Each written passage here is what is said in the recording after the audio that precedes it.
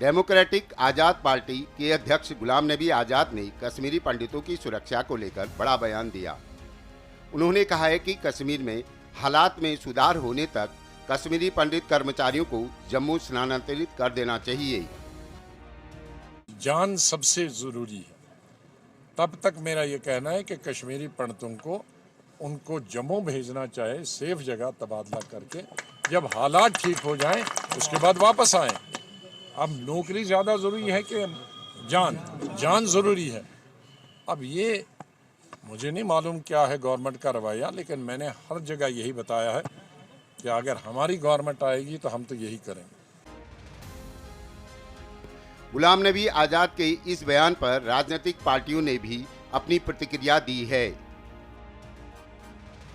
देखिए, जहाँ तक कश्मीर छोड़ कर के आना, मुझे लगता है वो सरेंडर करना होगा।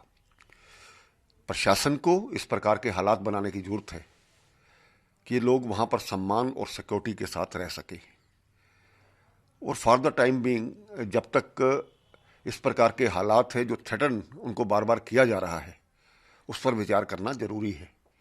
पहले भी इस प्रकार की हत्याएं हो चुकी हैं। प्रशासन इस पर थोड़ा नरम रुख अपना करके एक तो सबसे पहले उनकी सैलरी रिलीज करे और इस प्रकार की कोई पॉलिसी बनाए जिसके कारण से हालात को देखते हुए, परिस्थितियों को देखते हुए उनके जान माल की रक्षा हो।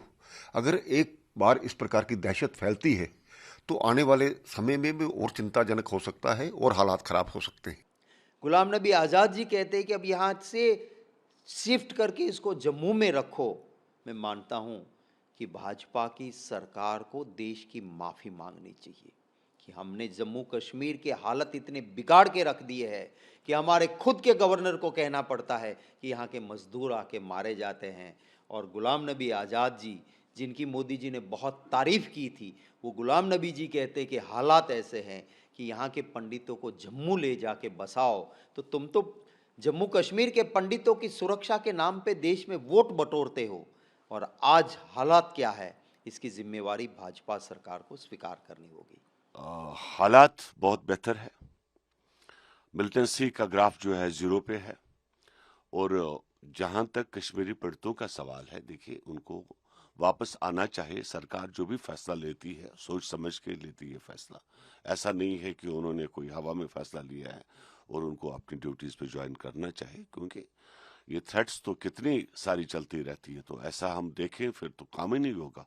अगर हम टीआरएफ की थ्रेट्स की तरफ जाए फिर तो काम ही नहीं चलेगा जम्मू कश्मीर के अंदर। तो ये सब एक सही नहीं रहेगा और उनको वापस आना चाहिए। हालात ठीक हो जाएगी। मैं समझता हूँ आज़ाद साहब को एक बार जम्मू कश्मीर में जो आज वो सिचुएशन है उसको एक बार नज़दीकी से देखना चाहिए।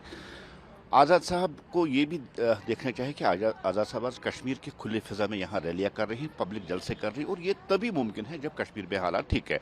और जहाँ तक मिलिटेंसी की बात है, कश्मीर में अब मिलिटेंसी नहीं रही है, कुछ आखिरी सांसें दे रही, कुछ लोग बचे हैं। लेकिन एटल जब देख रहे हैं कि आप देखिए हर तरफ, चाहे कोई भी पार्टी हो, कोई भी तंजीम हो, वो पोलिटिकल अपनी एक्टिविटीज़ जारी रखी हुई है। हर जगह पब्लिक जलसे जुलूस हो रहे, दूर दूर, चाहे साउथ कश्मीर जो कभी मिलिटेंसी खबर रहा था, वहाँ भी आजकल पोलिटिकल एक्टिविटीज़ बड़ी तेज़ी के साथ पकड़ी है।